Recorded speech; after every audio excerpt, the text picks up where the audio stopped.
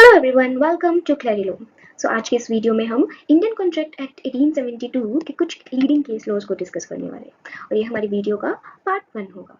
ठीक है। इस वीडियो में हम intention to create legal relations से रिलेटेड जितने भी केस लॉज है जो कि इंपॉर्टेंट है वो हम इस वीडियो में डिस्कस करेंगे। तो इंडियन कॉन्ट्रैक्ट एक्ट 1872 के अकॉर्डिंग एक कॉन्ट्रैक्ट होने से पहले एक इंटेंशन होना जरूरी है और वो इंटेंशन जो है वो लीगली एनफोर्सेबल होनी चाहिए। अगर हम इसकी डेफिनेशन की बात करें, किसकी डेफिनेशन की? Intention to create legal relationships की। ठीक है। तो इसकी डेफिनेशन की बात करें तो ये कहते हैं कि it is an agreement to be legally enforceable as a contract the parties involved must intend for the agreement to have legal consequence. मतलब एक एग्रीमेंट जो कि लीगली एनफोर्सेबल है, हम सबको ही पता है कि अगर एक एग्रीमेंट लीगली एनफोर्सेबल हो जाता है तो वो कॉन्ट्रैक्ट कहलाता है। तो सेम गोज हियर, एक कॉन्ट्रैक्ट फॉर्म होने के लिए एग्रीमेंट होना जरूरी है जो कि लीगली एनफोर्सेबल होना चाहिए। मतलब कि आप कोर्ट में जाके उसके अगेंस्ट प्रोसिक्यूशन कर सकते हो। ठीक है। एंड पार्टीज का इंटेंशन होना जरूरी है कि वो एक एग्रीमेंट फॉर्म करना चाह रहे हैं और लीगल कॉन्सिक्वेंस को रखना चाह रहे हैं वो। ठीक है। लेकिन जब हम इसमें इसकी बात करें intention to create legal relation की, तो ये कहीं एक्सप्लिसिटली मेंशन नहीं है इंडियन कॉन्ट्रैक्ट एक्ट में, या कोई अलग से कोई इससे रिलेटेड कोई सेक्शन नहीं है। ऐसा मेंशन कि जो है intention to create legal relation, ये कहीं भी एक्सप्लिसिटली मेंशन नहीं है, मतलब ये अलग से किसी सेक्शन में नहीं दिया गया, लेकिन ये हमारे पास इम्प्लाइड फॉर्मेट में गिवन है जो कि सेक्शन 10 और सेक्शन 2H से लिया जा सकता है। सेक्शन 10 कहता है कि what agreements are contract. All agreements are contract अगर वो सारे एग्रीमेंट्स कॉन्ट्रैक्ट होते हैं अगर वो फ्री कंसेंट से लिए गए हैं और जो पार्टीज है वो कॉम्पिटेंट है, मतलब कि ना तो वो इंसॉल्वेंट होनी चाहिए, ना वो लुनेटिक पर्सन होना चाहिए, ना ही वो माइनर होना चाहिए।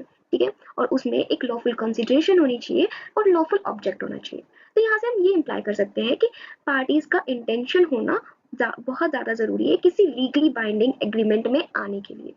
वही सेक्शन 2H कहता है, वो कॉन्ट्रैक्ट की डेफिनेशन देता है कि एक एग्रीमेंट जो कि एनफोर्सेबल बाय लॉ है वो कॉन्ट्रैक्ट होते हैं। दैट मीन्स कि यहाँ से हम क्या इम्प्लाई कर सकते हैं कि एक इंटेंशन होना जरूरी है किसी लीगली बाइंडिंग एग्रीमेंट में, ये हमने पढ़ लिया ऑलरेडी। यहाँ से कह सकते हैं कि एग्रीमेंट जो है वो एनफोर्सेबल बाय लॉ होना चाहिए, वो वैलिड एग्रीमेंट होना चाहिए। ठीक है। ना तो वो वॉइड होना चाहिए, वॉइडेबल की अलग सर्कमस्टांसेस हैं। So, these are the few cases which we're gonna discuss in this video. That is Balfour versus Balfour 1919, John versus Pedwetton 1969, Merritt versus Merritt 1970, Issa Petroleum Limited versus Commissioners of Customs and Excise 1976, Ross and Frank Company versus J.R. Crompton and Gross Limited 1925, Carlick versus Mogball Company 1893, and the last one is Simpkins versus Pace 1955. So first case is Balfour versus Balfour 1919. ये couple का case है। तो किसी भी leading case laws के बारे में discuss करने में हम सबसे पहले उसके फैक्ट्स देखेंगे, देन इश्यूज जो आ रहे हैं वो देखेंगे, देन जो कोर्ट ने हेल्ड किया है, मतलब कि जो कोर्ट ने जजमेंट दी है वो देखेंगे। तो इसके फैक्ट्स देखे तो दैट इज कि मिस्टर बेल्फोर एक पर्सन है जो कि अपनी वाइफ मिसेस बेल्फोर के साथ रहते थे, लेकिन उन्हें अपने काम की वजह से किसी दूसरी कंट्री में जाना पड़ा मिस्टर बेल्फोर को। ठीक है।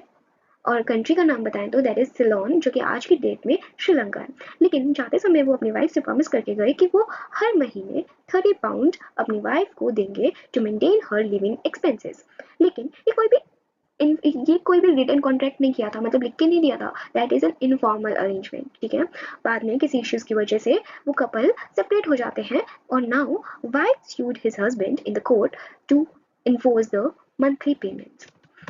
इश्यू देखे तो कि क्या एक हस्बैंड जो प्रॉमिस करता है टू पे द मेंटेनेंस और to give the living expenses to his wife, तो क्या ये लीगली बाइंडिंग होंगे? और वो भी कब किए गए हैं प्रॉमिस? जब वो कोहैबिटेशन में थे, मतलब कि जब वो एक साथ रह रहे थे उस टाइम पे अगर कोई प्रॉमिस किए जाते हैं तो क्या ये लीगली बाइंडिंग होंगे? लेकिन the court held that there was no legal intention to create relations, it was a domestic arrangement. Court सीधा कहता था कि ये घरेलू अरेंजमेंट है, ये कोई कॉन्ट्रैक्ट बना ही नहीं है यहाँ पे। ठीक है। तो ये अपना डोमेस्टिक अरेंजमेंट है, तो यहाँ पे कोई इंटेंशन हमारी थी ही नहीं। ठीक है। सो हमारा नेक्स्ट केस जो है वो आता है जॉन वर्सेस पेटिवेटन का 1969। जॉन्स जो कि एक मदर है एंड पेटिवेटन जो एक डॉटर है, ठीक है। इस केस के फैक्ट्स ऐसे हैं कि जो जॉन है, जो मदर है, वो यूएस में रह रही होती है, लेकिन वो अपनी डॉटर पेटिवेटन को प्रॉमिस करती है कि अगर उसकी डॉटर लॉ को स्टडी करने के लिए इंग्लैंड जाती है तो उसे वो फाइनेंशियली सपोर्ट करेगी, ठीक है। जो स्टार्टिंग में मदर जो है वो कम्प्लीटली सपोर्ट कर रही थी, लाइक मदर ने उसके लिए एक हाउस भी बॉट किया और जितने भी एक्सपेंसेस थे उसके वो सारे मदर ने पे किए। लेकिन कुछ टाइम के बाद जो मदर है वो कहती है, वो अपनी डॉटर को कहती है कि घर छोड़ने के लिए कह देती है, ठीक है। तो यहाँ पे डॉटर जो है वो अपनी मदर को स्यू कर देती है और कहती है कि she has a legal right to remain based on their agreement. लेकिन यहाँ पे एक इशू जो अराइज होता है वो है कि whether a mother's promise to support her daughter financially during the daughter's studies constituted a legally enforceable contract। कि अगर मदर कोई प्रॉमिस कर देती है अपनी डॉटर को फाइनेंशियली सपोर्ट करने की कि मतलब कि उनकी स्टडीज में, तो क्या एक लीगली enforceable कॉन्ट्रैक्ट बन जाता है ये। The court held that there was no legal intention. ये एक domestic agreement है. Here, the court applies the principle in Balfour versus Balfour to an arrangement between mother and daughter. However, there is a presumption that family arrangements are based on mutual trust, family ties, and affection, and there is no intention to create legally binding contract capable of enforcement in the court. So, the lack of formality regarding the arrangement, they have no intention to enter a contractual agreement. वहाँ पे कोई agreement हुआ ही नहीं था, in short. तो जो daughter है वो स्यू कर ही नहीं सकते, that's a domestic agreement. So our next case is Merritt versus Merritt 1917। Merritt versus Merritt के केस में इसके फैक्ट्स कुछ इस तरह है कि मेरिट वर्सेस मेरिट एक कपल है जो कि मिस्टर मेरिट को किसी और विमेन के साथ रहना था, तो वो मिसेस मेरिट से अलग हो जाते हैं। अलग होते टाइम पे वो एक रिटन एग्रीमेंट में जाते हैं कि हस्बैंड जो है वो वाइफ को मंथली अलाउंस दैट इज $40 पे करेगा, और जब वो साथ रह रहे थे तो उन्होंने एक घर भी लिया था जो कि लोन पे लिया था, ठीक है। तो उनके एग्रीमेंट के अकॉर्डिंग, मतलब जो एग्रीमेंट उन्होंने रिटर्न एग्रीमेंट बनाया था, तो उसके अकॉर्डिंग उन्होंने ये भी बोला था कि जब इसका लोन फुलफिल हो जाएगा तो जो हाउस है वो मिसेस मेरिट के नाम पर ट्रांसफर कर दिया जाएगा, ठीक है। अब वाइफ ने अपना पार्ट फुलफिल करा कि वो अलग हो गई है। मेन क्या था कि अगर तुम मुझसे अलग हो जाती हो तो मैं तुम्हें $40 दूंगा और वो जो हाउस है वो दे दूंगा, ठीक है, लोन पे होने के बाद, ठीक है। अब वाइफ ने अपना पार्ट फुलफिल करा, बट हस्बैंड जो है वो बाद में रिफ्यूज कर जाता है कि वो प्रॉपर्टी को ट्रांसफर नहीं करेगा, ठीक है। तो here the issue arises whether a written agreement between separated spouses indicated a intention to create legal relations। मतलब अगर एक रिटन एग्रीमेंट हो जाता है किसी सेपरेटेड स्पाउसेस में, मतलब ऐसे स्पाउसेस जो कि अब अलग हो चुके हैं और उनके बीच में कोई रिटन एग्रीमेंट होता है, तो क्या ये एक intention to create legal relations में जाएगा। So the court held that legal intention found because the parties were separated and the agreement was written। एक तो फर्स्ट ऑफ ऑल एग्रीमेंट जो था वो रिटन था, और नेक्स्ट सेकंड ये डोमेस्टिक केस जा नहीं सकता जस्ट बिकॉज कि वो अब अलग हो चुके हैं। मेन यहाँ पे कंसिडरेशन क्या आ चुकी है कि तुम अलग हो जाओ, एक पर्सन के लिए ये कंसिडरेशन है कि तुम अलग हो जाओ, सेकंड पर्सन के लिए ये कंसिडरेशन है कि मैं अलग हो जाऊंगा तो तुम मुझे मनी दोगे और हाउस दोगे, ठीक है। And the moment they got separated, either mutually or with the help of the court, and entered into an agreement with some terms and conditions, that becomes an enforceable contract. So our next case is SO Petroleum Limited versus Commissioners of Customs and Excise 1976। इस case के facts कुछ इस तरह है कि एसो petroleum एक company है जो फीफा वर्ल्ड कप के टाइम पे एक ऑफर निकालती है, या एक अपना प्रमोशन करने के लिए अब एक ऑफर निकालती है कि जो भी उनसे 4 गैलोन्स ऑफ पेट्रोल परचेज करेगा तो वो उन्हें एक फ्री कॉमेमोरेटिव कॉइन देंगे, ठीक है। तो जब ये बात commissioners of customs and excise तक पहुंचती है तो commissioner question this promotion scheme, उन्होंने क्वेश्चन किया एंड दे सेड कि एसो पेट्रोलियम को जो वो कॉइन दे रहे हैं फ्री में उसके लिए टैक्स पे करना पड़ेगा under they said the coins were chargeable to purchase tax under section 2(1) sub clause A of the purchase tax act 1963। Now the issue arises कि जो प्रमोशनल ऑफर निकाल रही है एसो पेट्रोलियम, उन कॉइन्स के लिए, क्या वो एक लीगल इंटेंट कर मतलब क्या उनका एक इंटेंशन है कि अलग से एक कॉन्ट्रैक्ट बना रहे हैं वे फॉर द कॉइन्स, या फिर ये एक मेरली एक गिफ्ट है।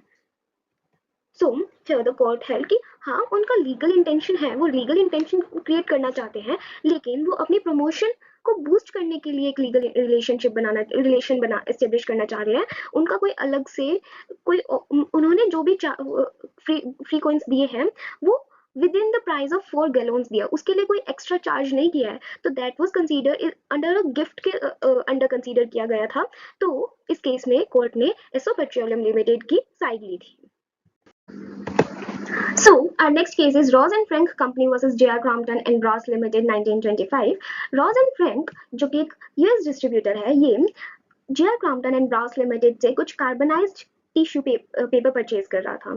तो जब इन्होंने ये कॉन्ट्रैक्ट बनाया तो वहाँ पे एक एक्सप्लिसिटली उन्होंने मेंशन कर दिया कि ना ये जो कॉन्ट्रैक्ट होगा ये आप लीगली इन्फोर्सेबल नहीं है, मतलब कि आप इस केस को कोर्ट में जाकर स्यू नहीं कर सकते हो। तो कुछ टाइम तक तो J.R. Crompton ने कॉन्ट्रैक्ट के अकॉर्डिंग उनको पेपर दिया, ठीक है, लेकिन कुछ टाइम के बाद उन्होंने मना कर दिया। सो यहाँ पे रॉस एंड फ्रैंक ने J.R. Crompton को कोर्ट में स्यू कर दिया। हियर द इशू अराइजेस कि अगर हम एक्सप्लिसिटली मेंशन कर देते हैं कि एक ऑनरेबल प्लेज जो है वो मेंशन कर देते हैं कि ये कहीं भी लीगली एनफोर्सेबल नहीं होगा, तो क्या हम इसको प्रिवेंट कर सकते हैं कोर्ट में स्यू करने से। हियर द कोर्ट हेल्ड कि यहाँ पे कहीं भी लीगल इंटेंशन फिर उनका था ही नहीं एक कॉन्ट्रैक्ट बनाने का, क्योंकि उन्होंने मतलब दोनों पार्टीज को पता था कि ये कोर्ट में स्यू नहीं किया जा सकता।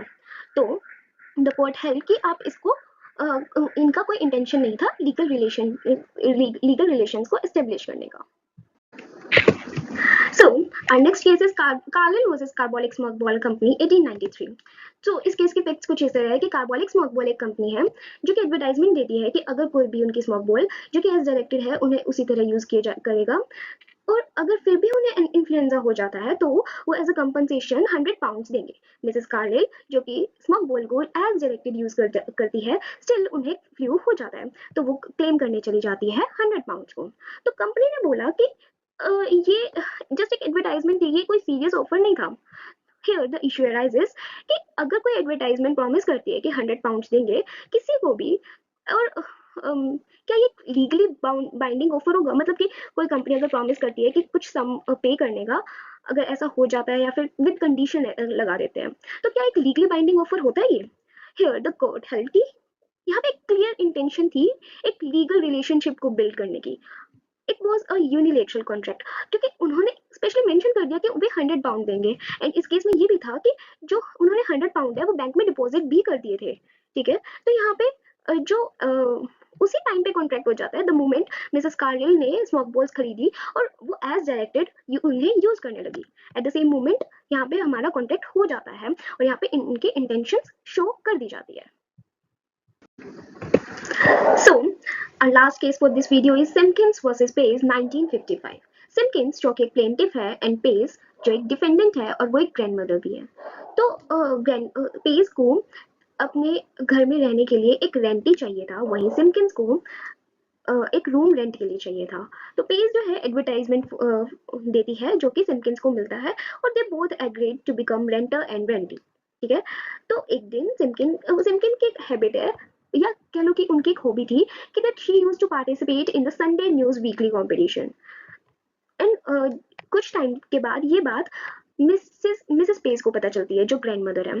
तो वो कहती है कि वो भी इसको ज्वाइन करेगी, कि उस कंपटीशन में पार्ट करेगी और वो अपनी डॉटर मतलब ग्रैंड डॉटर के साथ उस कंपटीशन में पार्टिसिपेट करेगी, और वो म्यूचुअली डिसाइड करते हैं कि जो भी वो प्राइज जीतेंगे तो वो म्यूचुअली 1/3 तीनों में बांट लेंगे, ठीक है, और वो तीनों मिलके उस संडे न्यूज वीकली कंपटीशन में फोरकास्ट करेंगे। लेकिन एक दिन मिसेस पेस को पता चलता है कि वो कंपटीशन जीत चुके हैं, तो वो न्यूज़पेपर ऑफिस में जाती है to claim the prize. Now अब उनके मन में वो ग्रैंडमदर एंड ग्रैंड डॉटर के मन में एक लालच आ जाता है कि वो जो प्राइज मनी है वो सिम्किंस को वो देने से रिफ्यूज कर जाते हैं। तो अब सिम्किंस इस बात को लेकर वो कोर्ट में जाती है। हियर द इशू अराइजेस कि एक इनफॉर्मल एग्रीमेंट अगर होता है जो कि हाउस होल्ड मेंबर्स के बीच में ही हो रहा होता है, तो क्या एक legal relationship legal relation establish कर देता है ये चीज। ये हालांकि एक इनफॉर्मल एग्रीमेंट है, कहीं भी रिटर्न में नहीं है। So here the court held कि लीगल इंटेंशन था वहाँ पे, जो कि ऑल्दो वो कहीं भी एक्सप्लिसिटली मेंशन नहीं है, ये एक इम्प्लाइड फॉर्मेट में दिया गया था, क्योंकि वहाँ पे म्यूचुअल कॉन्ट्रीब्यूशन चल रहा था, तीनों की मेहनत थी और तीनों को ही बेनिफिट मिलना चाहिए उस चीज का। So that's it for today. Thank you and have a nice day.